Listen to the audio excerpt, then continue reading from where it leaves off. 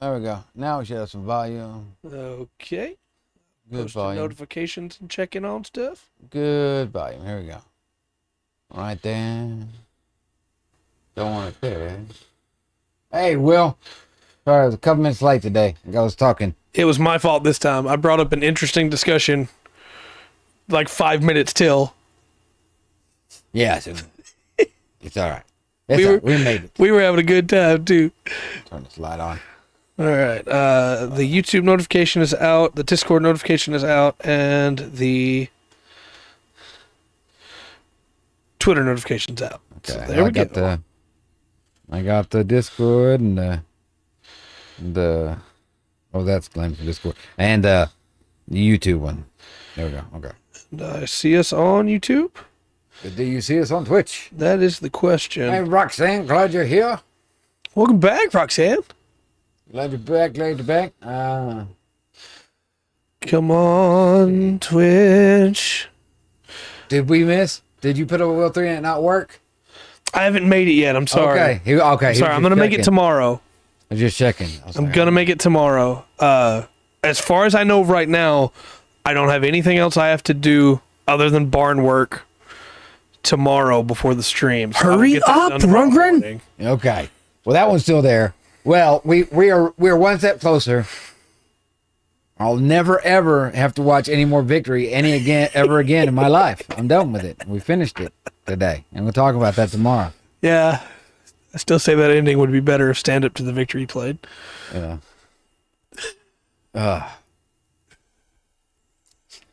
So I do have a pre-show topic for you. Okay. This one is one courtesy of Crit Crab. Found this one. And it is a new DM that was too proud to admit they were a new DM and pretended they had run 5e before and had never actually DM'd anything before. Oh, okay. Because I did that, but I'd run second edition. So we're using it as like, we're going to run a thing. Yeah. And we'll learn as we go. I did the same thing with 4th edition. The first time that I DM'd 4th edition, I had DM'd 3.5 and had not even really looked at the books for 4th edition. Yeah. But if you got the base of it, you can do that. Right. Playing as your players and you are learning the new system. You can do that a little bit. Absolutely. This DM had not only never ran anything TTRPG before, they'd also never played anything TTRPG before. Wow. And their whole experience was based on the Elder Scrolls franchise, which were the only RPGs they played. So they started the campaign of 6 players. Oh, hey, I don't need that right now. Not from you, Will. At level 15. Oh. And had no idea how rolling combat worked. They had seen a couple episodes of Critical Role. Yeah. So they knew, hey, time to roll for initiative. Yeah. Put the party up against 2 mimics. The mimics were like CR7. Yeah. They wound up biting 1 PC before they got killed. Right. The PC barely took any damage. And afterwards, the DM said, "Whew, that was a tough one, huh?" No, it wasn't. 15 is hard to run. Yeah. And so the party figured out real quick that the DM was lying about knowing how to run it.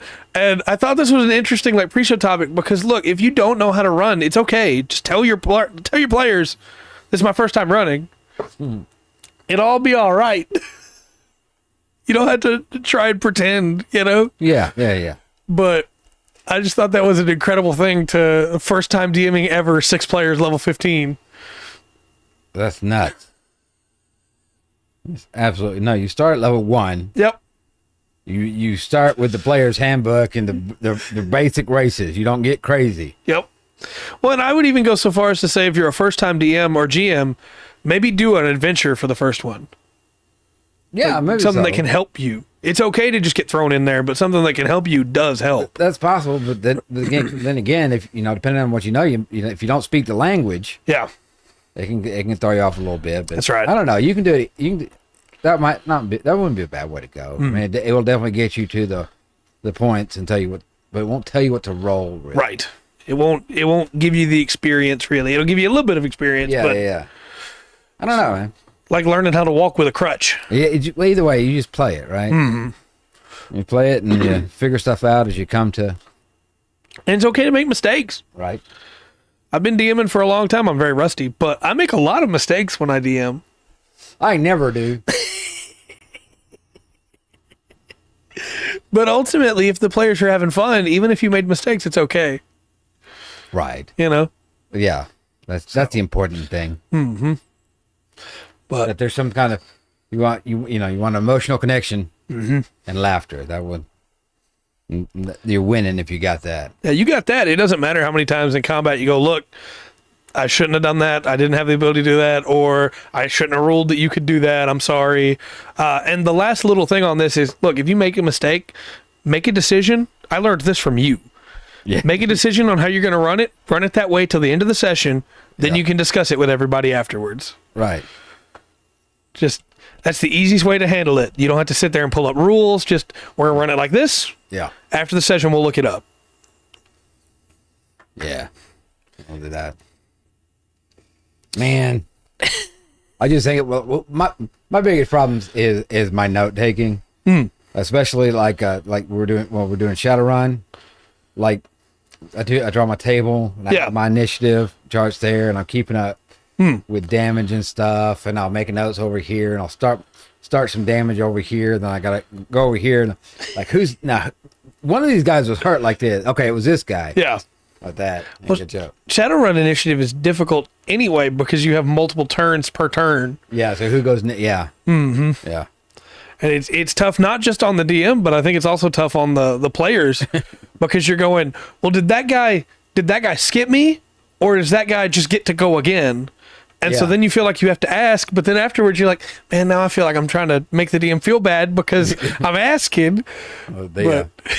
Well, you can't have in one turn. You can have your street samurai goes, then let's say you have your mages and your shamans. They get to throw off a couple of things. And your street samurai goes again, right?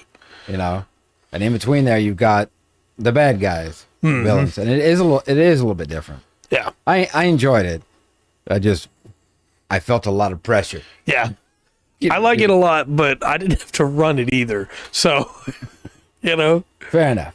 But I think that's a pretty solid. I'm excited for next week's pre-show topic too, because I think that one's going to be really fun. Okay. But look forward to that next week then, Chad. But with all that said then, hello and welcome to another exciting episode of the TTRPG podcast. My name is Trey. I am Rungren. And we got some Polynesian mythology to talk about. We do have real quick a little bit of news. Okay. Because of the ongoing OGL stuff, Pathfinder with Paizo, they're having to not completely remove, just shelve the drow for right now. Yeah. Turns out drow was also wrapped up in all that. I assume there's probably going to be more stuff as the lawyers go back and forth. Yeah, well, there's certain stuff that's fantasy, and then there's certain stuff that's D&D fantasy. Right. Beholder.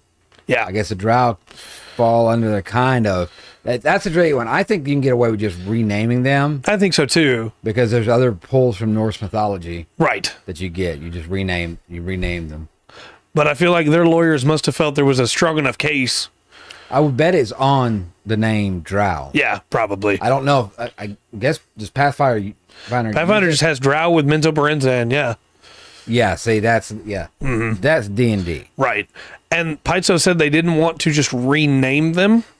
Right. They want to actually like reintegrate them into the lore, which they probably always should have been integrated into the lore instead of just going, yeah, it's the Underdark, and there you go, So instead, the drow were supposed to be the big enemies in the next book. So instead, they're making the Nagaji, the snake people, the big enemies in the next book. Oh, okay. So, they also live under the ground, so it's not really that big of a difference. No, but just, a little bit of house cleaning there. Hopefully they get the dark elves back up soon. Yeah, I'm sure they will. And you're right. There's probably a few more outside because it's all names. Yeah. Forgotten Realms, Greyhawk, Elemenster the Mage. What was Raceland? Raceland thing. A few other names. Yeah.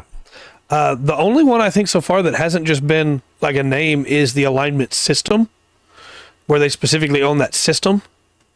Okay. But other than that, I guess they technically own the schools of magic too, but Paizo's already said the way they're redoing that is just now it's actual schools. Yeah. As compared to just being like, hey, it's a school of magic. No, it is a physical school of magic. And that way they can get away with still calling it schools of magic. But see, I don't know. Because those names, those ideas of those circles of magic, or what, not necessarily circles, but the type of magic you're doing, go way back before D&D. Yeah, absolutely. I think it's just the name that they trademarked. Okay. And so they had to come up with a way to still be able to call it that without changing the name. You could have also just called it, like, Colleges of Magic, I guess, but that would have infringed on Bard. I don't know. I don't know. Your magical ancestry, your... Yeah. You know, different ways you're going to name it. Yeah. Are you from conjurers? Or are you from, you know... Divination. Yeah. Mm-hmm. See, that's... Divination... We talk about divination when we're talking about some of these old myths. We're talking about people who can see the future or have some kind of insight. This might be a hot take, but I feel like we're at the point where we should probably move past the idea of just a wizard using divination spells and more into that could be its own class. Yeah. A diviner. Yeah. Or a soothsayer or a seer or something like that, you know, and give them an actual, like, benefit for it other than just, you know, they can see where enemies are. Yeah. No, like, they could see a strike coming and are able to get 2 more to their AC to try and dodge it or something, you know? But... I don't know. That's just me feeling like I wish the schools of magic mattered more. And maybe they will when they're reworked for Pathfinder 2e. I don't know. Maybe. I doubt it, but, you know. But that's all the housekeeping stuff I had for you today. Okay. So please, good sir, take us away. All right. Today we'll be talking about, or skimming over as best we can, Polynesian mythology. Yeah. Once again, we are just skimming the surface. So many cool stories and things from all over the world you can find, and it's just giving you these is just kind of a flavor for, you know, TTRPG. It's not necessarily for a specific TTRPG. It's just what you can use. Right. It'd be good in D&D and Pathfinder, though. I'm just saying. It would, but there might be others you can put them in too, right? Yeah. But the Disney movie that came out recently with The Rock. Moana. Moana. That wasn't released that long ago. It wasn't released that long ago. A couple years, I think. Then they had, I don't know, they were making a live action version, and they decided not to or whatever. Either way, it's been in the news. Of course. Either way, it's been in the news. I don't know. Maybe they still are.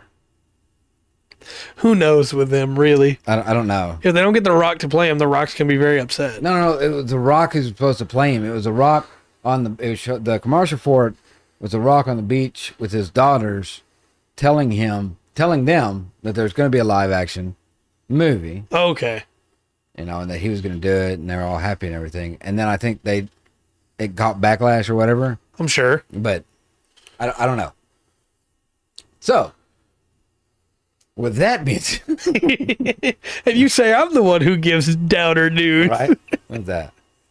Well, I do though. It's true. I know the characters from Moana, but I haven't seen it all the way through. I remember the music of Moana. I remember the core theme of Moana. I don't remember most of the mythology shown there, other than just Maui. I remember like beings, but I don't remember their stories or their names. All right. Well, we'll start with Maui. Okay. Then. All right. He's a demigod, known for his trickery and shape-shifting abilities. Makes sense. On that. I don't know how much that gets shown off in. I guess let's talk about the area real quick. We're talking about a really big area here, actually, because this goes from New Zealand to Hawaii to Easter Island back over to New Zealand. You got the big Polynesian Triangle, and it's a good movie. Thousands of islands in it. Yeah. I like this because people were navigating by the stars, right? Yeah. At that time. Okay. They didn't do that They read the waves. Yeah. They could look at the ocean. They could be out in the middle of the ocean. They could read the waves and tell you where land was. Yeah, that's cool. That is cool. Mm. I love that. They had this little thing called a matang that hold up front. That's what they'd train with. And it helped them understand how the waves break or whatever. Anyway, so Maui, you see him, if you see Moana, they show him with a big fish hook. Yeah. Do that. Lots of tattoos. Mm-hmm. Each one's a story, right? Supposedly, yes. I don't know how big. I don't know if the fish. I think the fish hook is supposed to be huge. I don't know how big it's supposed to be. Right. Because I'll talk about what he does with that fish hook here in a little bit. So in all of the Disney pictures, the hook is as big as Maui, but Maui's like stocky and short. Whereas in a lot of the art that I'm seeing, Maui is like full size, and the hook goes up to about his neck. Yeah, on that. Now, a lot of the pictures I've seen him were like big and buff. Yeah. But I've seen a lot of him as like a big chubby guy too. Yeah. Just massive, but big chubby guy. And some of them, he's got a little tiny hook. Okay. Then we got Pele. Pele? Okay. Not the soccer player. Not that Pele. No, this is the goddess of fire and volcanoes. Oh. Yeah. She's hot. Dark, you will approve. Yeah. Whenever you watch this later, you will approve. I'm going to make a joke about the fire and volcanoes, but we'll move on. The, That was good. yeah, she appears really big. Right. I'll tell a story that's got her in it too. Okay. About it a bit later on, but I There's believe some really nice art. I believe you can point kind of like we've had a few stories about volcanoes. Yeah. Where you could still point to where that's the one they're talking about right there. That's still smoking. I believe this is one too. I really like all this art that has her black hair becoming the mountainside. Yes, That is really and their cool. skin's like fire. Yeah. Yeah. Sounds good, Will. It's a good movie, Waverly. You should watch it. You should watch it. All right, so now we need to talk about Tane Mahuta. Okay. This is the god of forest and birds. I am so sorry, Chad. I just realized I was not putting the names in there for you. I will do it now. Yes. I was focused. He's focused on this. Like this. This is, this is who your druids would look up to Yeah. on that. I see he is part tree in some of these images. Yeah. It's a little thing over the A. I don't know if it didn't pull up. It should pull up. Mm-hmm. I think it's Tane, not Tane. It's Tane. Right. Well, enjoy your dinner, Enjoy sir. your dinner, sir. When you get done eating, tell us what you ate. I'm always curious. Of course, there's a lot of pictures of him when he's showing his picture. When it looks more like a human. He's got lots of the tattoos, and now like I think there's a couple of wooden ones you'll see there. Yeah. Where he looks like a tree. Mm-hmm. Some of these where he just is a tree. Yeah. Fair enough. But he's your god of forest and birds. Nice. I like the combination there. Oftentimes that's split up, but guess where birds live? Yeah. In the forest. Yeah. I like him. He's cool. Also, apparently you can get a skin for him in Smite, so. Okay.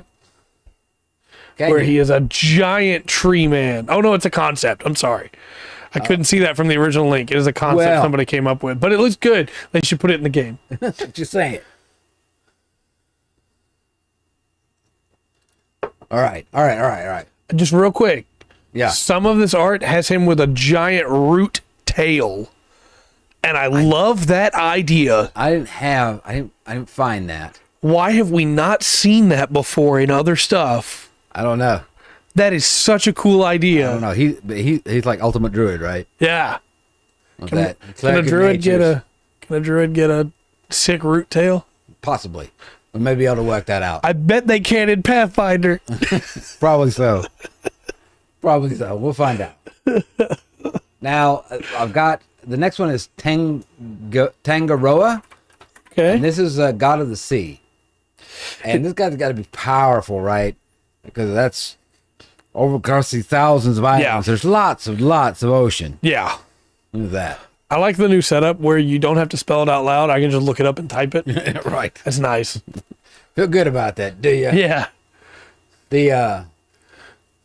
I like the fact if you look for a lot of these, you can find actual like old sculptures of them marked into a like a stump or a rock. Yeah. This guy looks cool. Yeah. A Poseidon type, if you will. Some really cool art here where like the roots of the island are his hair. Nice. He's wearing the island like a cap. And then he's got like water coming up like hooks almost, or tentacles maybe. He looks cool. I really like some of these. You were talking about the statues. Yeah. Chat, you can find them real quick. They're pretty good. Yeah. All right. Here we go. Hine Nui Tepo. And this is the goddess of the underworld and death. This is Lady Death. Okay. What's that? Got some cool looking stuff. I'm working on it, chat. Sometimes. There you go. Yeah. I like how she's very attractive in a lot of those pictures. Mm-hmm. Some dragon dead. Some of them she's not. Yeah. The actual Maori pictures, she's not. Right. She's kind of scary looking. She seems pretty popular on the internet. Are you surprised? Not really. I'll do that. That is so cool. They got a full totem with the lizard climbing up the side. I'm always impressed with like ancient art that has survived. Right? Man, how'd you get this far? Mm-hmm. All right. This is so getting through the pantheon here. Right. I got to go outside it for a second because I got to talk about Maui's fish. Okay. This is giant fish caught by Maui, and it's this fish's fault. But I'm saying is that you have the islands. Oh. Okay. We'll get into that in a little bit. Got Maui's fish, which is just a large fish. Yeah. The got Kupe. This is a legendary navigator and explorer. Okay, I feel like I've heard that name before. Yeah. It's probably been referenced in video games before. Oh yeah, the civilization, the leader of that whole area is Kupe. Okay. Yeah. Apparently he knew the sea better than anybody. Yeah, that makes sense. You know. Yeah, see there he is from Civ. Finds the other islands. Never gets lost. It's impressive. I wish I had that power. Right. I like this guy's name. Okay. The next guy is Rongo. Nice. Rongo, the god of agriculture and cultivated food. Oh, he looks so happy. Yeah. And it's not... Apparently, Chaos Heroes, the video game, made him a big buff guy with a pillar. Please continue. Yes. I got lost there for a second. I understand. I got to find my place again. You got lost Wrong too, huh? Okay. God of agriculture and cultured food. Yeah. So, you increase his domain when you set up a farm. Nice. I'll do that. I like him. He's cool. Tiki. Okay. Of course, you've heard this word. We've heard Tiki Torch or whatever, right? Right. And so earlier. But he's a mythical first man. That's what that is, a Polynesian Adam. Makes right? sense. The progenitor of humanity. Okay. Some statues that have survived of Tiki. Right. Not that. Very cool. Grandfather to all, right? Oh, this one is ancient. Yeah. Well, he's the first dude. Yeah. So Makes sense. It's going to be old. I like that. That's cool. That is cool. I wonder how old that statue really is. Man. Survived all these years, weathered like it is. That's cool. Well, you probably get pull up an like see if there's a estimate on when it was established. The statue? No, or Polynesian. Polynesia first recorded Yeah. date. Let's see. Almost like, yeah, 1594 1595 when Spanish ships. Yeah, So they were there before that. So we got to go. We could probably give them at least another couple hundred years. Right. That's what some people are saying. Around 1380 is probably when. Yeah. Around 1300. Mm-hmm. Took them a while to get to the island. You know what I'm saying? But they sure did. They sure got there, and then they carved some sick-looking statues. That's a big patch of ocean. Mm-hmm. With that. Okay, so that was Tiki. I would die. Pania. Pania is a beautiful sea creature who ends up marrying a human. Oh, okay. Yeah. So that's the mermaid? Kind of. Yes. It's a weird kind of a Little Mermaid story in a way. Yeah. Okay. So I don't think that she's not a mermaid. Right. She was just a creature of the sea. Right. So I don't know. And I don't know what creature she was. I think she just was. That's cool. All right. I dig it. You have to know what the Taniwa is. Taniwa. Taniwa. That is water spirits. Sometimes they're called sea monsters, but they are in lakes, rivers, oceans. They're in the water. Okay. Spirits of the water. Sometimes, they'll be nice to you, they'll be mean to you, depending on how the fishing is going. Some of these look really cool. Yeah. Like some of these have tattoos, which is cool. Right. The idea of like a sea dragon with tattoos. Yeah, I noticed a lot of tattoos through the well, it's visual storytelling, right? right? A lot of the Polynesian stuff, lots of tattoos. That's cool. Yeah. Also, apparently, the Taniwa have shown up in a lot of video games. Yeah? Yeah, sometimes as lizards with like long fin tails, sometimes as sea dragons. They're cool. Okay. Now here's the kokako. This is a legendary bird with a melodious song. Okay. Mythical bird known to sing. Pull it up like, just looks like a bird. Oh, yeah, okay. All right, I dig it. Like that. It's got a couple little suit there. Yeah. I would hang out with one of these. I don't think it would hang out with me, but I'd have one as a pet. What is it? Yeah. Actual bird. But they were seen as special. I'll put it that way. They are special. I like them. I like their little blue cheeks. All right. Puhuro. This is a giant hairy caterpillar. Okay. I'm disappointed by you, Google. P. It's got a little thing over the U. I don't know if that might be why. Disappointed. Now this thing's supposed to be a giant hairy. Well, it resembles a giant hairy caterpillar. It's actually a supernatural creature. So I have found images of it, but only tattoos of it, and all of the tattoos are on butt cheeks. Okay, well, they need to make that nice spiral, and they got good palette there, huh? Yeah. Oh no. We're just glad you're here. Yeah.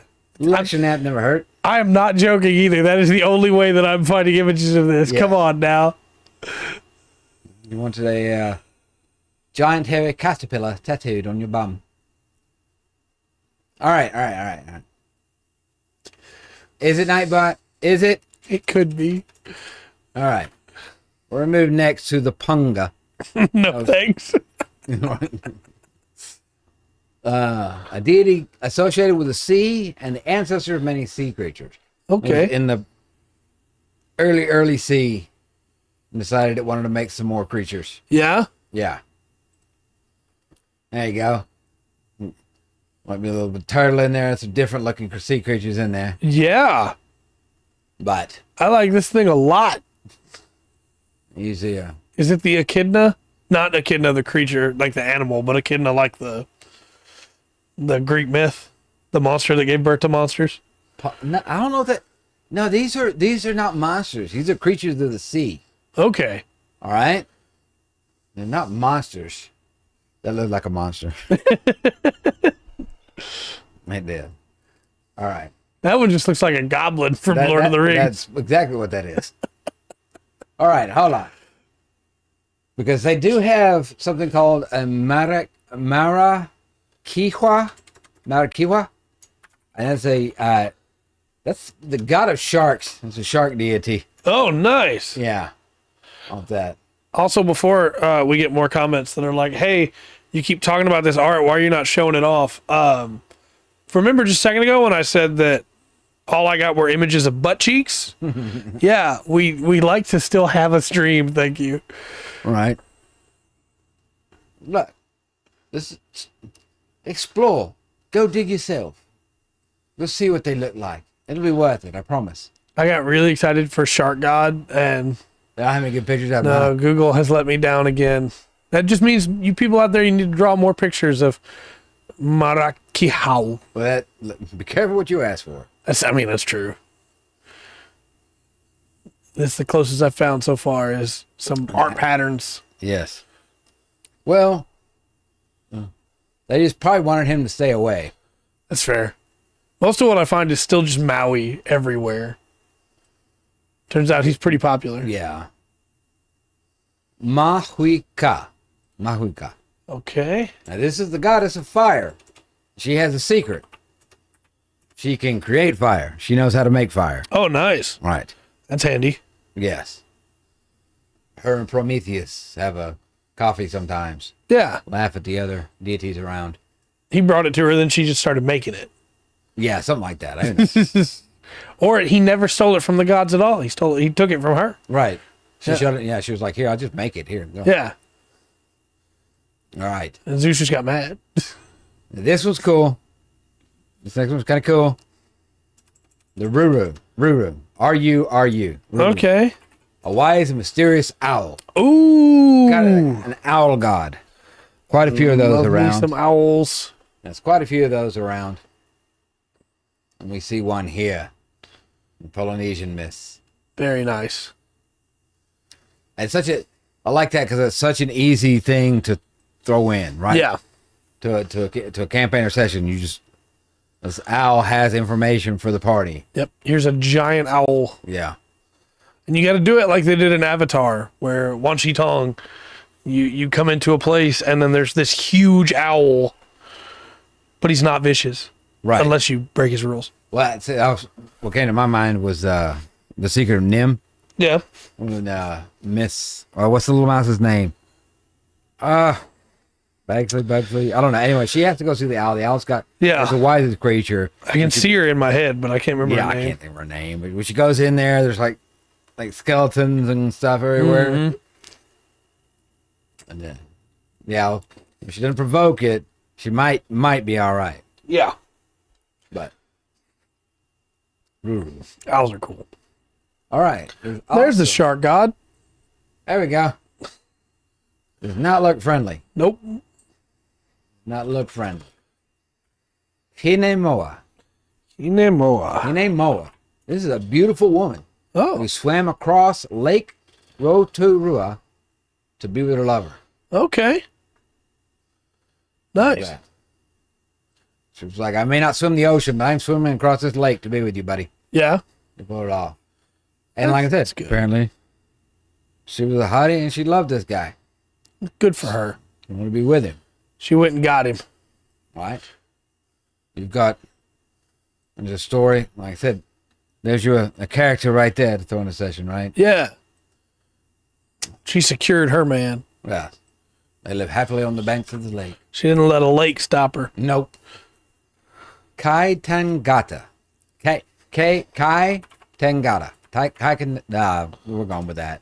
This is your monster. This is your man-eating monster. Okay. This is this mean, cruel devourer of flesh. Yeah. That you can throw in there.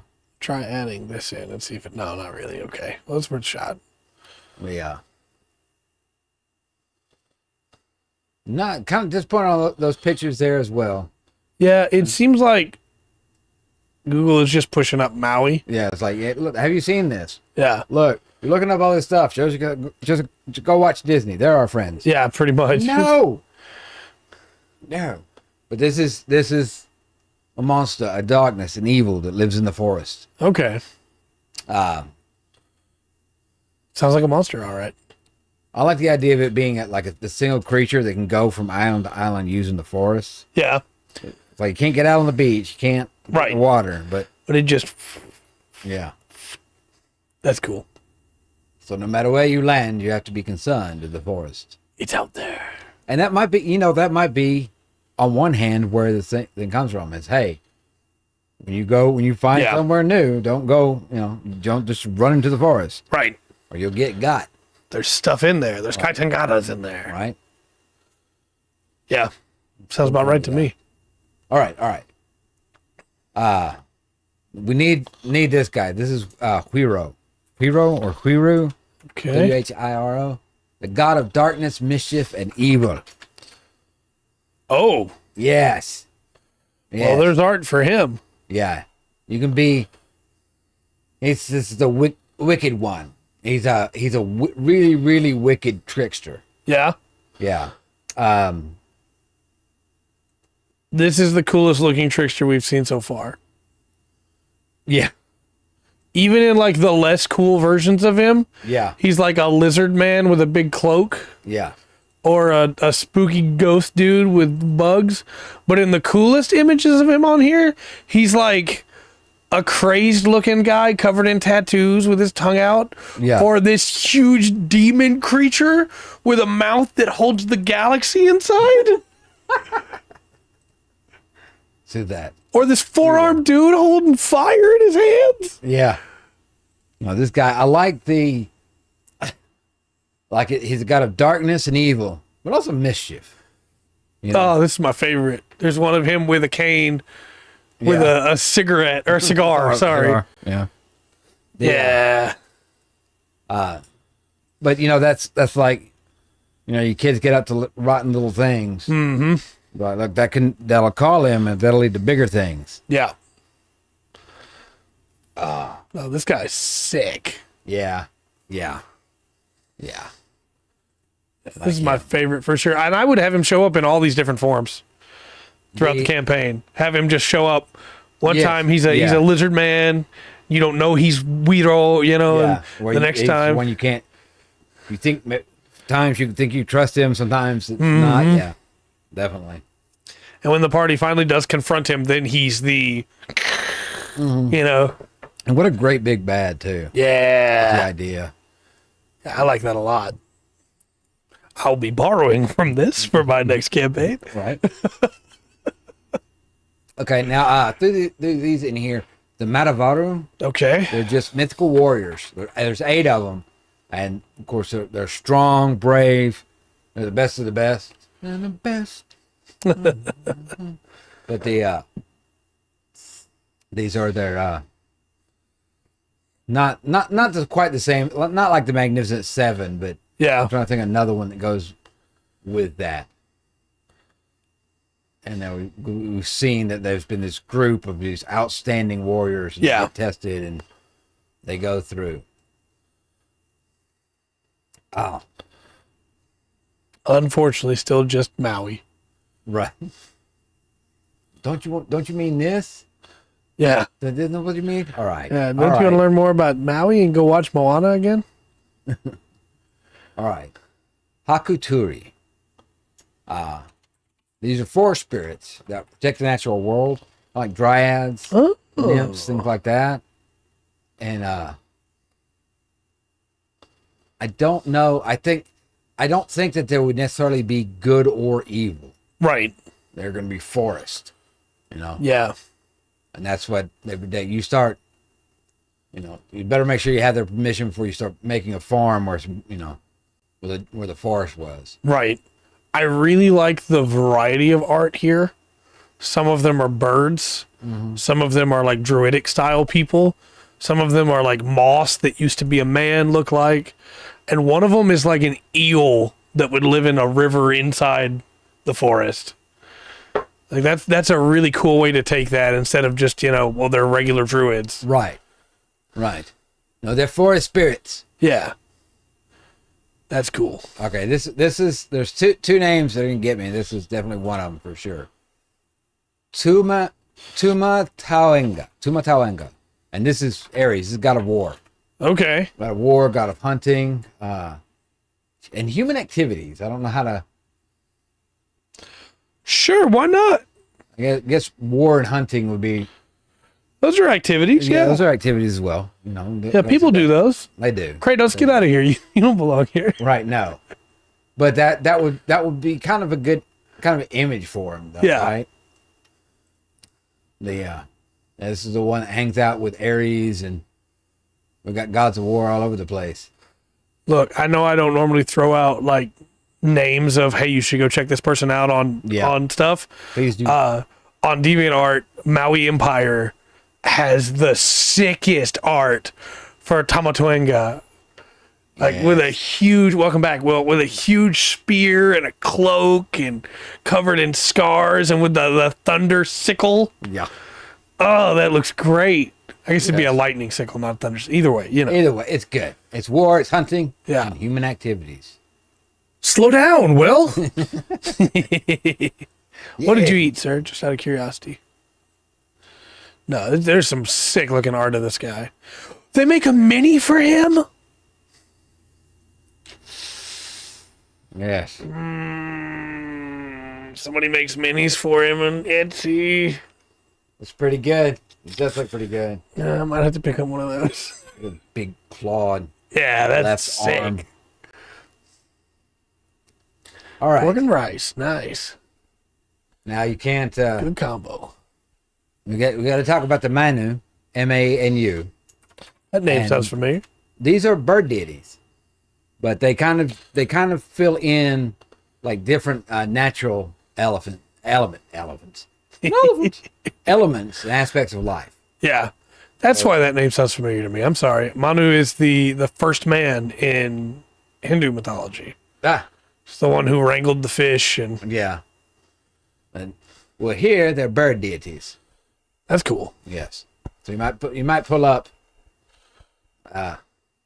weird fishing thing again. How that like probably no connection, right? It's just weird that Yeah. was the first man pulled up fishing, Manu's. Anyway. Yeah, it's really interesting the way that Yeah. happened. A very nice coincidence, surely, right? Oh, Huh? I just saw Manu's full name and Yeah.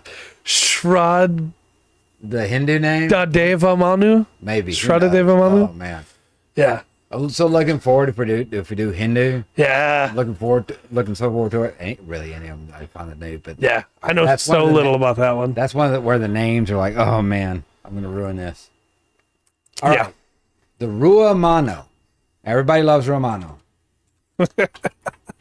The supernatural octopus-like creature. That was great. I knew an octopus would have to be in here somehow. Yeah. It's start a motorbike. But yeah. Thank you for that. Yes. I just picture like a supernatural massive octopus. Though they do put them in human form sometimes. Yeah. His human form is terrifying. He's blue with blonde hair in this art. Yeah. No, that's cool. Again, I feel like this is one of those situations where Google is just pushing the popular one. Yeah, yeah. But there's probably some sick art out there for the Romano. You can always try Bing. I know. Yeah. The there's options. Is all I'm saying. Yeah. I think Yeah. I'm on. Yeah, I am on Bing. I've been saying Google all this time. I'm on Bing. Yeah. Oh, that's your fault, sir. Yep. Yep. Hikoi. Okay. Hikoi. And he's a giant hermit crab. That's Tamatoa. I'm supposed to have the unbreakable shell. Yeah. Because he finally found him the home he wants. Romano one was your favorite of the two? Aye. Go ahead. Everybody should know what a hermit crab is. That's the no spoilers, I guess, for Moana, but though they call it a different name, this thing shows up there. Okay. But hermit crabs move from shell to shell.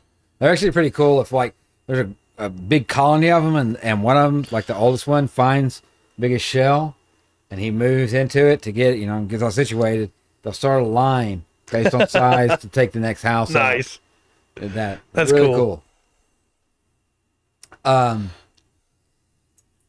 Okay, nobody take this advice. Waka Papa. This is the, I guess, like their version of the world tree.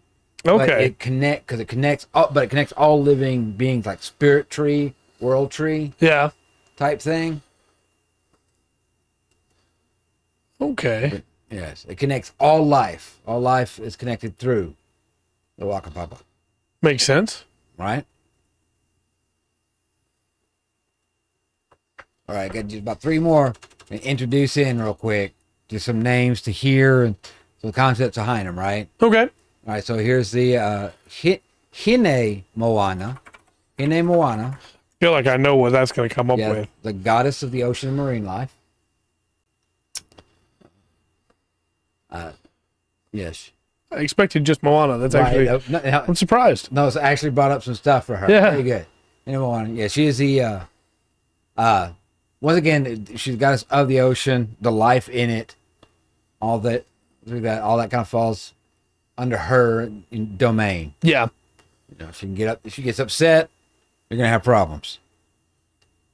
Makes sense. All right. She's in charge. Charge of the ocean. Yes. Nice. Huatiri. Also a goddess. But this is the thunder god, the lightning god. Storm comes up, that's Huatiri. The ocean goes mad, that's Hine Moana. Right? Makes sense. Do that. She's the one that will strike you with lightning. Nice. And then it's weird how these was like. You'll see why I'll put these on the end here, because there's also Te Manawa. Okay. And he is the god of the wind and weather. So the Watari is over the thunder, lightning, and storms. Right. But I guess she has to have permission to bring her storm in from Te Moana of the wind and weather. Okay. She goes, hey, I want to smite this guy. And he goes, Right. All right, I guess. Well, he looks cool.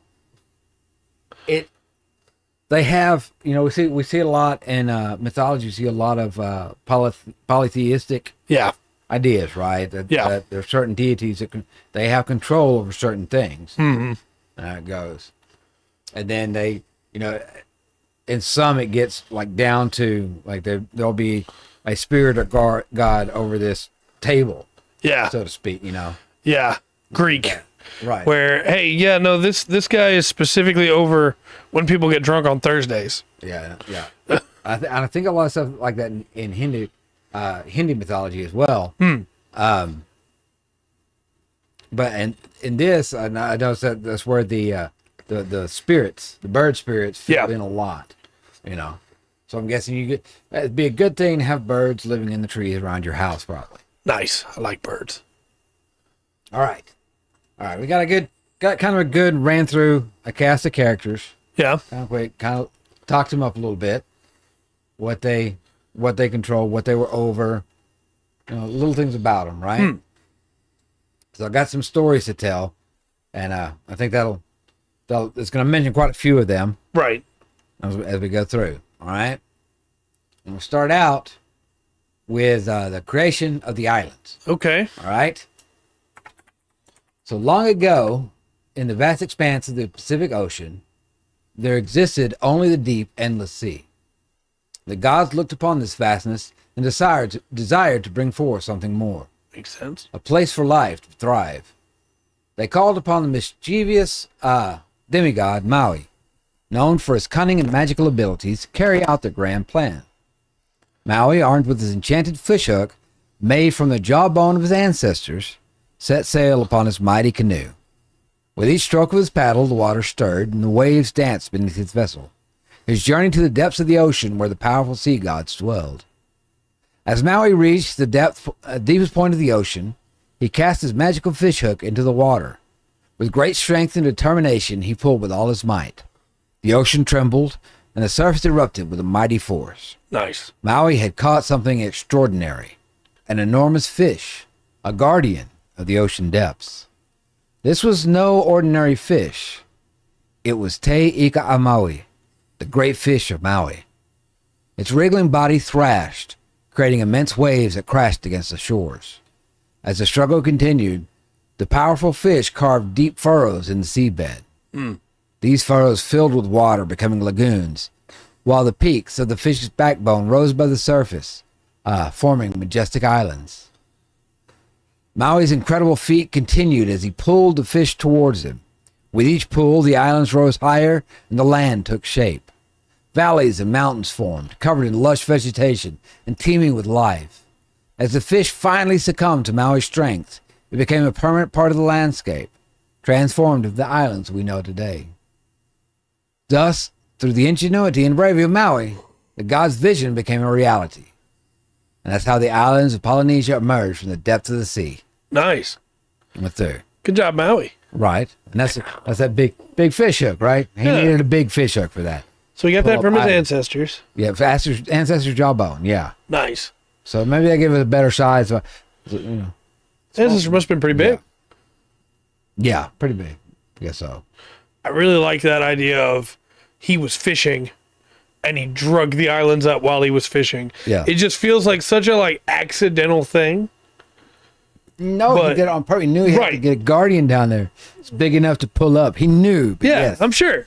Yeah. It just, when you tell somebody that, it's like, oh, okay, sure. Right. And I guess for me, the reason that's so cool and evocative is because it feels more like the world was just these gods and demigods, and they were just doing their thing. Yeah. And then from that, the echoes of that are what we have today. I think it's a cool setup. Yeah. Good creation story. I like that one for that. And it's not a world creation story. It's just the islands, right? Yeah, for the rest of that, you got to listen to where Maui was fighting a whale. No. All right. And its carcass was so big that it became Europe. No. And Ireland was its heart. No. Oh my gosh. I gotta just slip that in there everywhere I can. All right, fine. All right, now I'm going to tell you about the journey of Hina and Maui. Okay. Once upon a time, Hina, a radiant goddess associated with the moon, embarked on a grand adventure alongside the mischievous demigod Maui. Their journey began with a noble mission to retrieve the prized plant called Kumara, known as the sweet potato for the people of the islands. Hina and Maui set sail upon the trusty canoe, navigating the vast Pacific Ocean. Guided by the stars and whispers of the wind, they ventured to a distant land where the Kumara thrived. However, obtaining the coveted plant would not be an easy task, for it was guarded by powerful spirits and mythical beings. As they ventured deep into the mythical land, Hina's ethereal glow illuminated the path, while Maui used his cunning and magic to overcome the challenges they faced. Nice. They encountered fierce guardians such as giant serpents and fiery beasts, which tested their courage and wit. With each trial they conquered, the spirits of the land grew impressed by Hina and Maui's determination. The mythical creatures recognized their pure intentions and realized they sought the Kumara not for personal gain, but to benefit the people of the islands. Moved by their sincerity, the spirits guided Hina and Maui to the heart of the Kumara fields. The sight that greeted them was breathtaking, a vast expanse of lush greenery with sweet potatoes in every color imaginable. Nice. Hina and Maui worked together to carefully harvest the Kumara, ensuring that they gathered the finest specimens to bring back to their people. With their canoe laden with their precious crop, Hina and Maui bid farewell to the mythical land, thanking the spirits for the guidance and protection. they set sail once more, their hearts filled with joy and anticipation for the bounty they would deliver to their island home. Oh, went too far. As they returned to their people, they were hailed as heroes. The Kamara brought abundance and sustenance to the island, becoming a staple food source for generations to come. I find that one interesting because they go get the sweet potato from somewhere else and bring it back. Yeah. And it spreads through the islands. Right. And everything. And it's like, yeah, there's something to that. Yeah, that probably happened. Yeah. It may not be that. It may not have been exactly Hina, Maui, whatever. But somebody went and got sweet potatoes. Yeah, somebody got them and brought them to the island. That's cool. Look at that. Just Also, feel like that happened. That's what the movie Moana should be about. It's that story. Right. So, you don't, it's just a mythical land they hit, right? Yeah.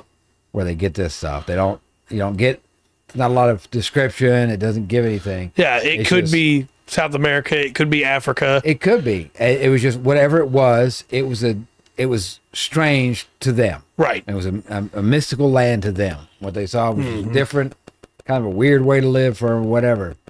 But yeah, I like that one. Yeah, that's cool. And of course, that's the story of sweet potatoes. Right. And through that. We have a story about how potatoes got to Ireland. Yeah. Yeah. They were always there. Oh, okay. That's why we came to Ireland, was for the potatoes. I'm not even joking. That's the legend. That Ireland was the land of gold because it had gold and potatoes. All right. That's the now legend. it's Idaho. Yeah, they took it from us. That's why Columbus tried to find America, was for potatoes. Right? Ugh. All right. Please tell us a good story. All right. The legend of Hiyaki. Hiyaki. All right. So this is the ancient times of Hawaii. The islands were teeming with gods and goddesses and powerful deities. Among them was Hiyaki, a graceful and spirited goddess known for her beauty, intelligence, and immense powers. She was a younger sister of the volcano goddess Pele. Right, makes sense.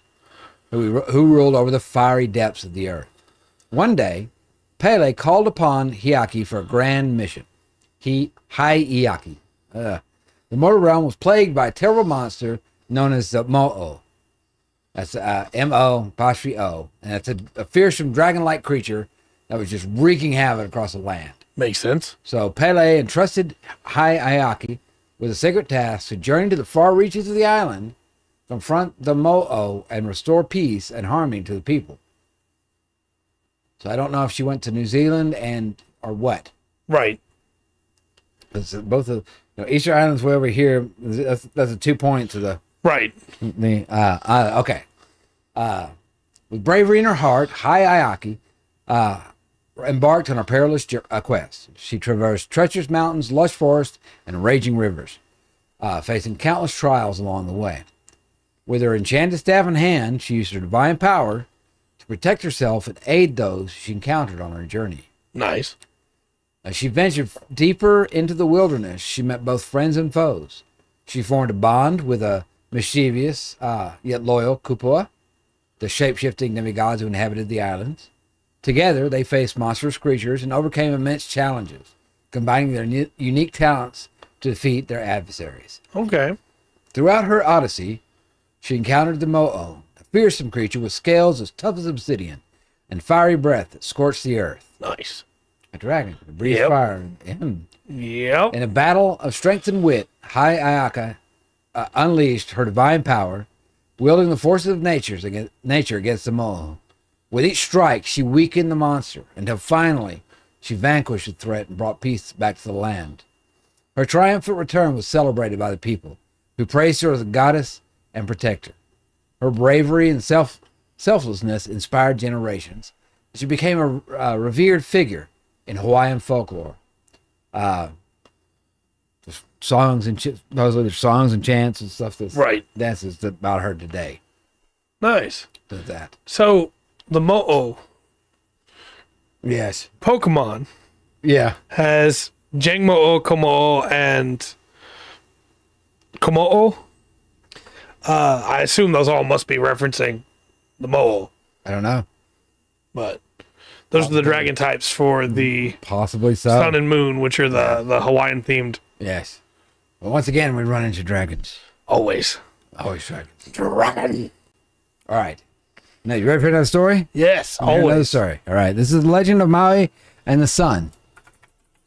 Tell me more about Maui. I do love him so. All right. In ancient times, when the world was still young and full of wonder, there lived a heroic demigod named Maui. Yeah. Possessing boundless courage and an insatiable thirst for adventure, Maui embarked on a quest that would forever change the course of history. One day, Maui's people found themselves longing for more daylight to illuminate their lives. The sun's brief journey across the sky left them yearning for warmth and brightness that lingered. Determined to bring lasting daylight to his people, Maui set out on a daring mission to capture the sun. Guided by his cunning and cleverness, Maui sought the hidden dwelling of the sun goddess, Hine Nui Tepo. He embarked on a treacherous journey, navigating treacherous terrain, crossing perilous oceans, and facing formidable creatures along the way. Nice.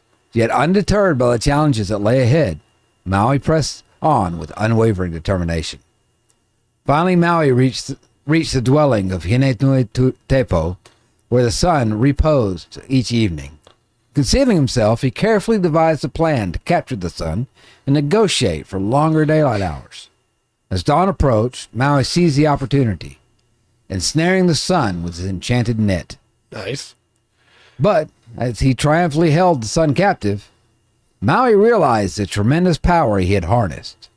The sun writhed and struggled, its heat intensifying as it yearned to be released. In a desperate attempt to free itself, the sun threatened to incinerate Maui with its scorching rays. Undeterred by the sun's fury, Maui pleaded with the celestial being, urging it to grant longer daylight hours to benefit his people.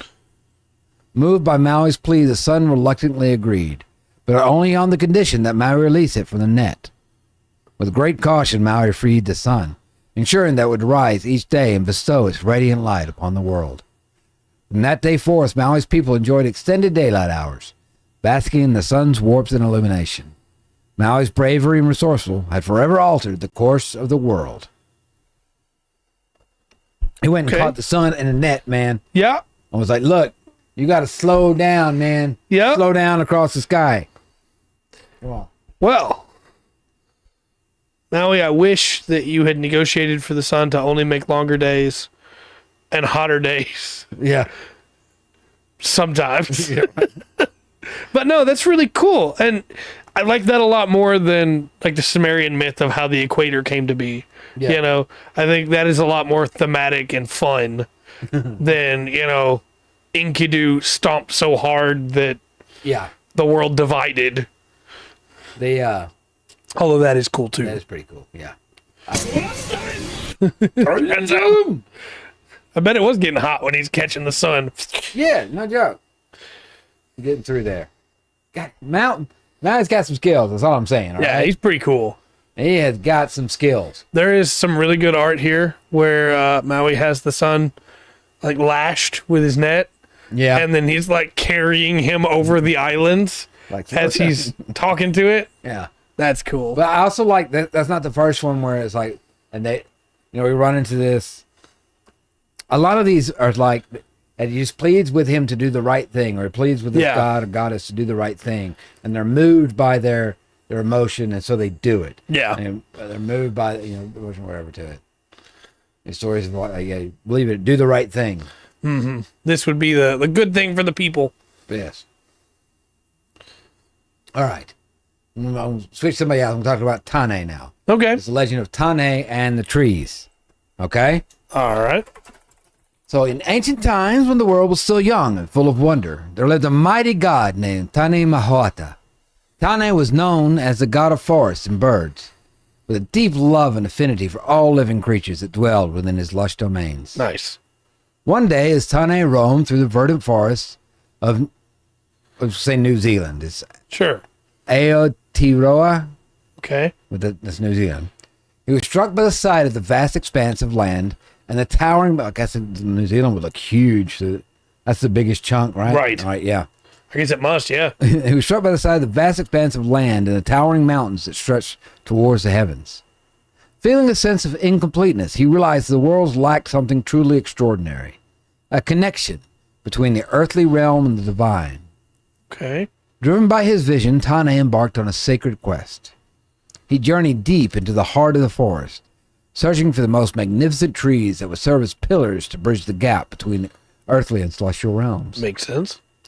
With his divine strength and his boundless love, Tane carefully chose the mightiest trees to fulfill his purpose. He called upon the towering Quaure, the majestic Totara, the resilient Rimu, and the graceful Pohutukawa, among others. Each tree possessed unique qualities and strengths, representing the diverse tapestry of life on Earth. Nice. As Tane gathered the trees, he imbued them with the spiritual energy, infusing them with the essence of life and divine blessings. The trees stood tall and proud, their branches reaching towards the heavens, forming a magnificent canopy that connected the earthly realm to the realm of the gods. With this creation, known as Te Wakaraware Warewa, the sacred forest of Tane, a harmonious balance was restored between the mortal world and the divine. The trees provided shelter and sustenance to countless creatures, from birds to insects to humans, fostering a symbiotic relationship that celebrated the interconnectedness of all living beings. Through the ages, Tane's gift of the sacred forest has been revered by the Polynesian people, who recognize the profound significance of trees sustaining life and bridging the realms. They don't have the Rainbow Bridge. Right. They got a tree. Yeah. You can go to the top of the canopy, I guess. Maybe you can get to the... Maybe so. Maybe it's spiritual. So we could say, thing. because that happened in New Zealand, that Tane is the reason why Mirkwood and Lothlorien exist. Yes. Might be. I like the second forest in that he picked out, like, he got this tree, he got this tree, he got this tree, because each one's different. He needed each one, and each one represents something different. And not only that, when you know, as a tale, when they're passing it down to the children, they're like, he used this tree because it lists out the qualities of the tree. You know, this tree because it lists them out. Yeah, for sure. You have all these teachable moments. Oh, that's cool. That's a good way to do that, I think. I forgot to put my last story on here. Uh-oh. So I missed it. I realized, or maybe I didn't say. I realized I got to the bottom of my thing. Still a little bit early. That's okay. That's all right. Covered quite a bit, and it's hard to put these episodes into a specific time frame. Yeah. Because we don't know what discussions are going to come up. Right. But I feel like I should ask the question I always ask. Yeah. Do you take the setting wholesale, or do you try to mix it up? And I think you take it wholesale. You run an island campaign. And the ones we run into, because we also get to see the, like, you know, not necessarily in full glory, but kind of get this whole picture of these cool images, these cool, you know, these gods that are doing this, there's these heroes, these are the reasons this happened or whatever. Right. And each one feels like has its own, for lack of a, I guess, flavor, for lack of a better word, right? Identity. Yeah. And you get, it's like, as little as we possibly can, we actually get to see through the eyes of somebody else just a little bit. You know, of these ancient people that all over the world had these stories and things that lined out and explained things or taught lessons. Right. Or, you know, explain how things happened or why they were. Oh, I like it a lot. And yeah, I think you take it wholesale, you run an island campaign, you send your people sailing between islands, you do some combat in the water. Yeah. I think so, man. You've got a lot of forces of nature, obviously, right? Mm-hmm. Your water, your ocean is going to come into. It's not going to be. This island is your campaign setting, right? Yeah. And all these islands, it's the ocean. Yeah, you Wind Waker it. Yeah. That's a good one. This is your setting, the ocean. I might even give the players a magic boat that is like a character in and of itself. Right? You know? That'd be interesting. No, I think there's a lot of fun stuff you can do there. And I think when it comes to like magic items, there's a lot of cool stuff you can reference there, like a shield made out of a hermit crab shell. Right. or a replica of Maui's hook. You can't have his hook, but you can have like a Right. replica of it, you know? That or something connected to it somehow. The Maui's fish story's great. Yeah. Right. And you pull it in and get even more of the backbones of the fish and all that. Like certain islands really would resemble bones with, trees and stuff growing on. Yeah.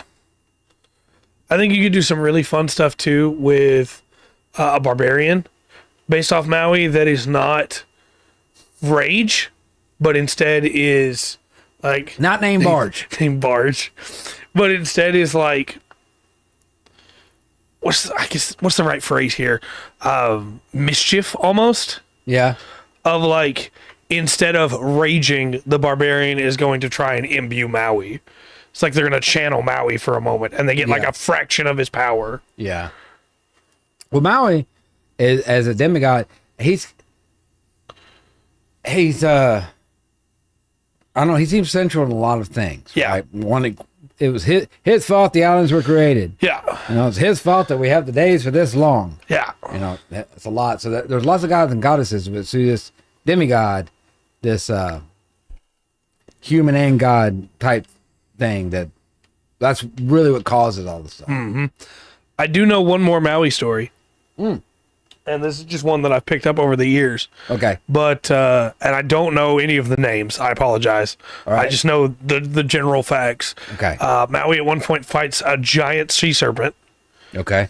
And when he's finally done fighting it, he skins it and he buries its guts. And from the guts of the sea serpent grow coconut trees. Okay. And that's how they have coconuts. Nice. It's because Maui buried the guts of that sea serpent. So if you replant a tree, throw some fish guts in there to Help it grow. help it grow. Yeah. Uh-huh. Yeah. And that stuff is cool. So, and I know that one from Moana because it's referenced in Moana. So I looked it up afterwards because I was like, "Is that really? Yeah, that's a real thing." The snake had a name. I don't remember it. I think that's why. That might be why The Rock is really excited about. One, it's a good, obviously a good career opportunity, right? Yeah, for sure. Like that, and probably make good money doing the I'm sure. and singing the songs and all that. But it's also like they've got sounds like they got actual stories and stuff. Yeah. From this area, these folks, these people. Mm-hmm. Pass them down.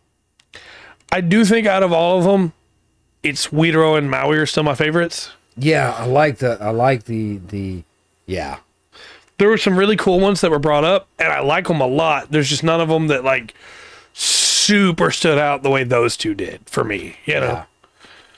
Like Pele's cool. I liked Hinenu Tepo, but she's a goddess of death, right? Right. She's hell. There's a lot of ones that go into. I do think the water god that sometimes some of the art showed like the top of his hair was the waves. Yeah. Like that's a cool idea, Yeah. And even still, it'd be kind of an interesting thing if you did like, okay, you were doing a campaign. It's like this is on Earth. It's at a different times, right? Mm-hmm. And there is a time where like Poseidon sits down with him, and Yeah. Thor That'd be cool. And the different thunder gods get together and discuss something. Oh, that reminds me, I need to look into that mini. That was a good. What was that website?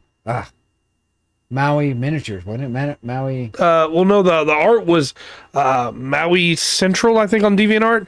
The other one was an Etsy thing. Okay. So I'll have to look up that. Maui Central DeviantArt. Okay. I bet they got some cool stuff. Over Cool there. looking art. No, I'm really impressed. I knew going into this there'd be a bunch of them I didn't know because I really only knew Maui. Yeah. But I'm impressed. I think there was some really cool stuff here. Kind of knew Maui because she was in anything, but I didn't. I didn't know anything about this. Right. Really. A lot of but then some stuff I did, and some stuff became a little bit clearer after looking into some of this stuff. Like there's what is another name? The other name of, we call it Easter Island, but that's not what it's called. The Rapa Nui? bowheads? No, Rapa Nui, I think is what it's called. Oh, okay. But yeah, it's where the big heads Yeah. heads were. That's part of it too, and the language is written on the boards. That's written on both sides. The stories. Well, and I was saving it until after we got done to bring it up because I wanted to see if there were any more of it in there. Yeah. But the Bionicle series is heavily inspired by Polynesian mythology. Yeah. Like their bad guy is named Makuta. Okay. And their good guy is named Matanui. Okay. And so obviously you can see some of the crossover there. Yeah. All of their names are based on that. And even down to like Liwa is god of wind. God, he's the Toa of wind. But the protector, the guardian of wind. But his whole thing is wind and birds. And it's like, well, yeah, that, I see where that comes in. Now that makes sense. Yeah. Pohatu, who is stone, uses a stone as a soccer ball and uses it as a weapon, you know. Nice. It's pretty clear. Like the ice guy is named Kopaka. So it's like, yeah, looking at these, it makes a lot of sense to me how they wound up with that stuff. Did you use the Arakoka as like as Manus? Yeah, I think so. Off. I think so for sure. Or the Tengu if you run in Pathfinder. Right. Waka Papa. Yep. Names are great. I think I would have, if possible, all the players come from a different island. Yeah. And then they're all called by either a god or by a demigod to come to this one island at the Waka Papa. Yeah. For the start of the adventure. They sit at the base of the tree. That's where they get the information. Yeah. It's like, hey, I've chosen you to be my champion. Mm-hmm. And maybe the players don't want to be the champion of that god or demigod. Maybe not. It's like, look, well, here's the threat if you don't go. Yeah. So, and, like some of it could be, I think it can be straightforward because you got like Quiro. We talked about. Yeah. What cool, just cool concept, cool look and idea, feel that he has. You know, that he could come across as somebody's like, yeah, yes, I am the god of that, but you know, yeah, I need y'all to do something for me. Right. So I called you. Or he could be easily, you know, on the other side, he's like, we rose up to something. Yeah. We got to figure it out. Got to find out what. You can't trust anybody. Right. And the party is just always doubtful of every NPC they meet. Yes, don't trust no one. I think my favorite story is or the one that felt the most like the myth big story was the island one, right? Yeah, the creation. The islands. I like the other ones. I like the forest, Tony's forest. Yeah. But there's something. I really like Catching the Sun. Yes, that reminds me of the one we talked about last week where you shot the eight suns out of the sky. Yeah, till there was only one remaining. Yeah, because that's all we needed. The rest was too much to have anymore. No, I think that's really cool. So I feel like I should ask the question, where are we going next? I don't know. That's kind of on my mind. Chat, you have any preferences? Oh, God. Because we still have a lot of options. Yeah. The world is amazingly, in its own way, it's this amazing big place with lots and lots of stuff. Mm-hmm. What's that? One we didn't talk about. Hindu mythology. We still have well, this should, European. Yeah, we could do. There's other European. There's a lot of countries and a lot of tribes in Africa that have their own. You know, all that we can do. There's places. There's still Native stuff American, Middle East. Yeah, and I'm leaning towards, because it kind of came up tonight. I'm leaning towards Hindu. Yeah. Yeah. Oh, we got a question of Korean ? Well, I think you're a little biased, Will. But I'm down for that. Korean could be really fun too, yeah. All right. As a suggestion, we're going to do Korean next. Okay. And hopefully we might get some feedback. Tell us why we're idiots and how horrible our tongue is. That's right. At some point we have to do Sumerian as well. Sumerian, I like Sumerian a lot. Yeah. Sumerian. Egyptian. Well, okay, I want to do Egyptian too, obviously. Egyptian, I know a little bit better. Yeah. Expert in none, right? Right. Do that. We still have to talk about Greek at some point. Yeah, but underneath Egypt, there's other places. I don't know. I know about it. And I wish it got talked about more. Especially with the Cleopatra thing here lately. But there's called the land of Kush. Kush. Yeah. And it's got pyramids. Mm-hmm. It's got a lot of stuff, and it goes on a really long ways. You know, Yep. it covers quite a bit of land. I think it covers what would be like 3 countries now. Yeah. I think I'm not going to talk too much. Really make a fool of myself. But the that I don't know much about that. Sure you are, Pete. Yes. Yeah. We should have done that one first, right? Yeah, yeah. God. There's also, I had it until I turned to look in red chat. Just completely left my mind. So sorry. Well, we covered Aztecs. We still got Mayans and Incans. Yeah, we've also got the Inuit tribes. Yes. Oh, and there's a lot in it. Yeah, there's a whole bunch more to go, which excites me because I love talking about this stuff. This is all fun to me, especially seeing all the crossover and everything. Yeah, these weird, seeing the things that pop up in our store, and I love that. Look, there's 8 billion of us. Yeah. Something on the planet. We're way more alike than we are different. I just think the differences are so cool and interesting. Yeah. Hebrew mythology with golems and griffins. Yeah. That. We've got, there's some really interesting stuff we could get into when it comes to like Turkish mythology. Well, we're gonna do Korean next, and this area comes up, and that when you go through that part of the world, you got some really cool, strange things. Because like Cambodia is not Vietnam, it's not Korea. Right. It's got some of its own stuff there. It's its own thing, and the boundaries and stuff have changed so much. Because a lot of those countries are so old. Yeah. The boundary stuff, and it bleeds over. Oh, in some places. Australia, the Aboriginal. Yeah. Yeah.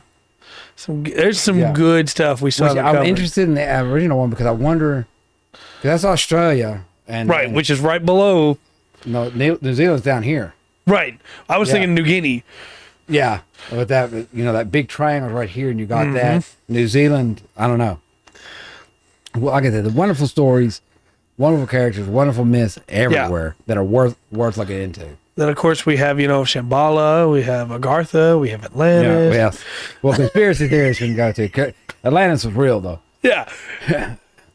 They are. Agartha might be, too. It's in... There are gonna be people that think that I am like a diehard Agartha defender and don't realize that I just think it's really cool as an idea. Yes.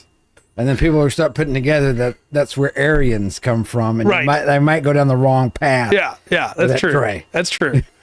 But we also still have like Gaelic, Celtic, Irish, Scottish more specifically, because they're all crossover, but there's some unique stuff in all there. And like in the Irish stuff, we'll get a lot of Gaelic stuff, through that. There's French.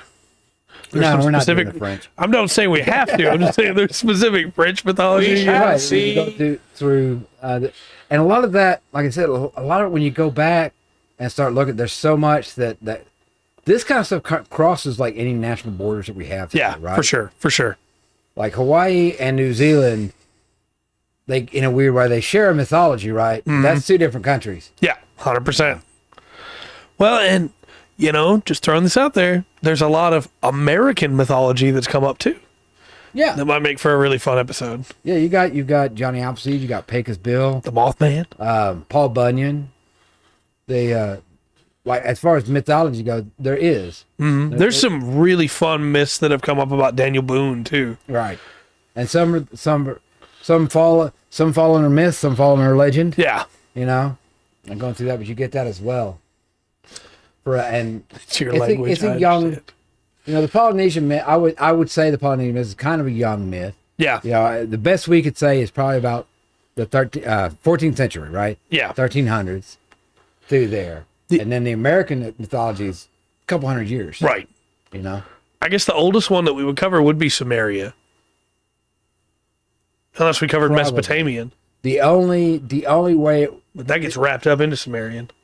Depending on what, yes, because there's, yes. Yeah. In some ways, because their first kings are going to be like ruling for like 76,000 years. Right. Each way. Hurry up, Rundgren. Look, I'm trying. I'm trying. Well, this is not the time. I was thinking. Yeah. Darn it. So I think I'm trying to think of some like their time period goes way back. Like the Norse isn't that old comparatively, right? Right. You're looking Neither at is Japanese or Chinese. 800. Yeah, but in the Chinese, there's some stuff that does go way back. Right. I think it, but I still think it's only like 3,000 years. Whereas Sumerian What is is it, the much older. Yeah, but the first kingdom, the first Chinese, it's a myth. The Zhao. Yeah, the mythological kingdom. We don't know if it's real or not. Let's do there. Not the Zhao, the Zhao. Yeah. Yes, because we can all tell. I don't know. So it should be, yes. I think Sumerian probably one of the oldest. It has to be, right? I just want to talk about Gilgamesh at some point because I like Gilgamesh. Yeah. He's a cool guy. Well, it's like, okay, we got Gilgamesh, Maui. Yeah. You know, even like this Beowulf. Yeah. This hero type character that can do stuff other humans can't do. I'm trying. They can do stuff that the normal human can't do. Right. I'm sorry, I just had a thought. Yeah. When we cover Great Britain, are we also going to cover Arthur as its own episode, or are we going to try and do that with the rest? I'd probably put that in with the rest. That's a story that a lot of people know. Yeah. Through that and put it in there, and it's kind of.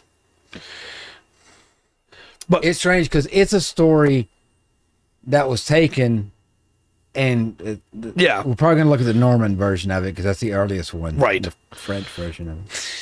As a novelization, but the Gilgamesh, my boy, and Yi for Arthur. I'm assuming. Maybe. I feel like if we cover King Arthur, we should give time to the knights because they never get talked about, right? Currently, but they're super cool, and each one of them has like cool myths and legends about them. Yeah. Some of them, it's like a sentence, but But see, a lot of that we'll be covering, I think, in Gaelic. Yeah. Going through that because that Ireland, the Welsh area, down to Land's End. Yeah. That's all very important in there. Yeah. I don't know, man. Well, and because the Irish version of Arthur in a lot of ways is Cuchulainn. But it's not quite the same. And then the Scottish version is Fionn McCool. Yeah. And it's not quite the same. No. But all three of them get bled in together into one in the Arthur myth. Gotcha. Whereas the actual stories about Arthur were very different from the other two. Because he was much more related to the Fae than either one of the two of them were. Yeah, it depends on what, because his story changes depending on that. You have some where Morgana is just a witch. Yeah. Or Morgan is just a witch, and then others where she is a bloodline of the Fae. Right. And bloodline of Arthur. So make a thing out of it. So if we ever covered those, which I'm sure at some point we will, you'll see a lot of crossover between the three stories. Well, I noticed crossover because we were talking about like the heroes. You've got Samson, you've got Hercules. Around you're gonna have get these. Well, even Maui to a point, right? That's what I'm saying. Yeah, you've got Maui. Arthur kind of falls these in that big strong guys that could that can do something beyond. They're not gods per se. They may be half god. Right. They might have been appointed by God somehow, but they are above and beyond the normal human in some aspect, right? Right. And they're intelligent, strength, cunning, something. Yeah, Lancelot and the others. Yeah. They're cool, okay? Alan of Dale. Gilead. Alan of the White Hand. Yeah. Gawain. Gareth. Yeah, Sir Gawain. The Green Knight. The Green Knight's not at the round table. No, but he's still cool. Never gets talked about. And no, he does interact with the. I've got the story, the Green Knight story. It's a good story. I own it somewhere too. I've got the versions told by Tolkien. Yeah. J.R. Tolkien. Yeah. It's one of Galahad. One of his things that was because it's written in Old English. I think the copy that he went off of. Well, guys, talk about the Witch of the Westmoreland at some point too. Huh? The Witch of the Westmoreland. I love that story. That's an Irish legend that my family claims to be like the descendant of the knight in the story of the Witch of the Westmoreland. Whatever. He probably was not, right? Yeah. But, you know, my family also claims that at some point we stole brownies, and that's why we're cursed. So, you know. Yeah, we don't do that. I didn't do it. The brownies don't care. No. I helped some family for generations. Yeah. No, it's there's a lot of mythologies around the world, and I love seeing chat get excited about them too. Yeah. Because that tells me, hey, we're doing something right, you know? Yeah. Well, it's just interesting, right? So and Right. I think, like any one of the the characters that we spoke about, any one of the gods, any one of the heroes, or some of the beings we talked about, just them alone, as the story kind of builds around them, you find out more about them. Yeah. That alone gives you like more weapons. Yeah, for sure. More tools in your toolbox for running a campaign or setting up something different.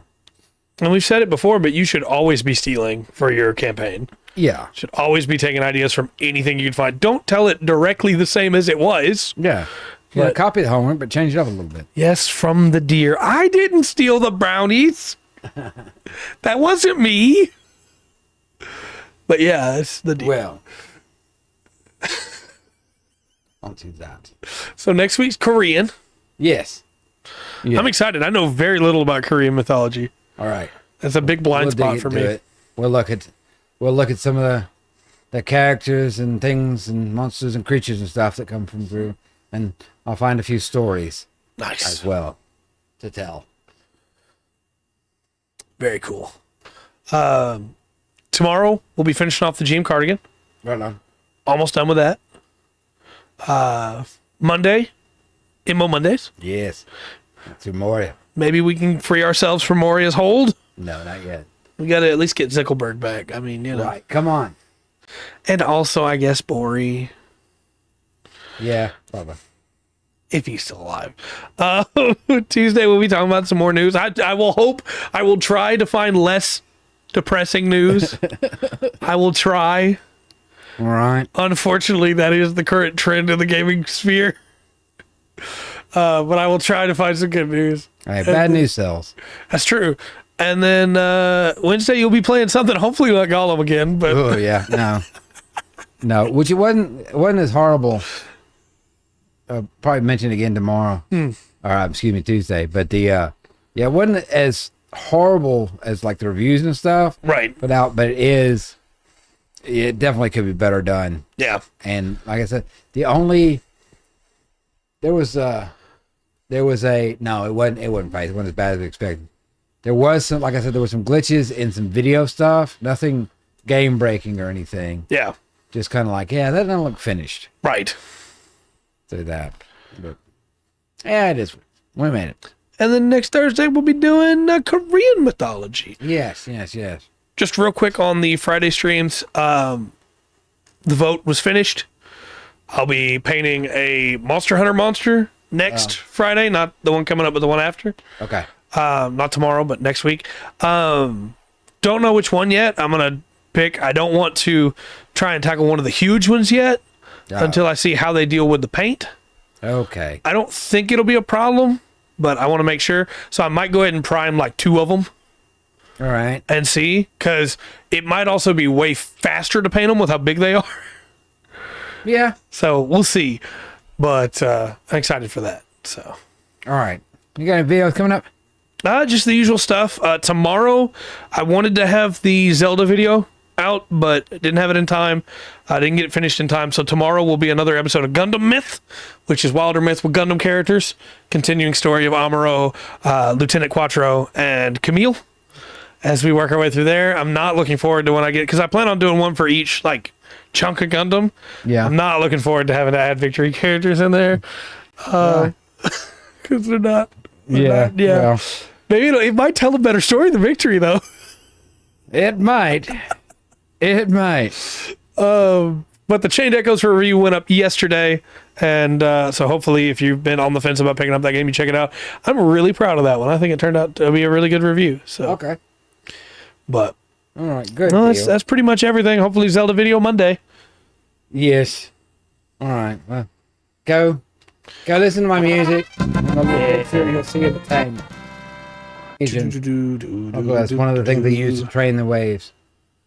Nice. Train reading the waves. That's just, they just sound so cool to me. Yeah. No, I can read the waves. Okay.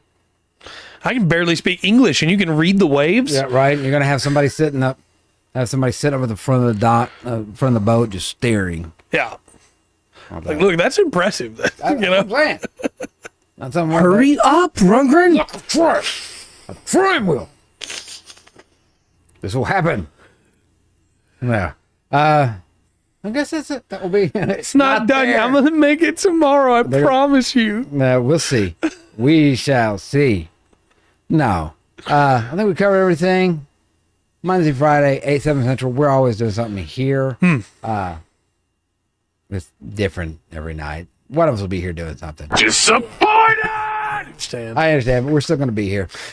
Yeah. It's still just us. Yeah. Do that. Appreciate every single one of you tuning in, listening, joining in the chat. That's really awesome. Appreciate you all. You unique, wonderful things out there. Monday, Friday, 8, 7 Central, full spectrum. Until next time, I have been Rundgren. I've been Trey. This has been the Full Spectrum TTRPG podcast. Whew, I got that out. Yeah. So please always remember to enjoy the full spectrum that Polynesian mythology